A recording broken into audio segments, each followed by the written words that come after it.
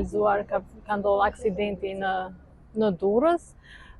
Gjykata caktoi masën e sigurimit të arrest në burg, masë e cila pritej. Nga prokuroria ka ardhur me 3 akuza, siç edhe pritej, 290 paragrafi 4, 291 dhe 273. Me specifikoj çik se nuk I dim.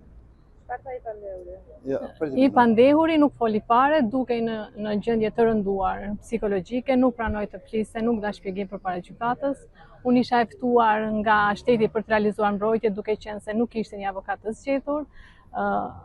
Cilat janë akuzat konkrete që rëndojnë? Neni 290 dhe 291 kanë të bëjnë me shkeljen e rregullave të qarkullimit, 294 që specifikon nëse ka pasojë vdekje ose plagosje të rëndë, nga 5 vite deri në 20 vite parashikohet dënimi me burg.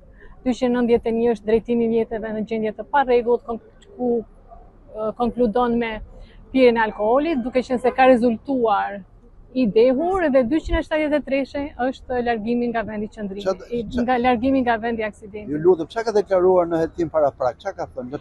Ai ka dhënë deklarimet, atje ka pas një avokat mbrojtës tjetër. Nuk e ke lexuar dosjen? Dosjen e kam lexuar, ka shpreh pendesë, ndihet I penduar edhe sot ishte edhe duke në gjendje të rëndë psikologjike, atyre që I ka thënë atje I qëndron akoma.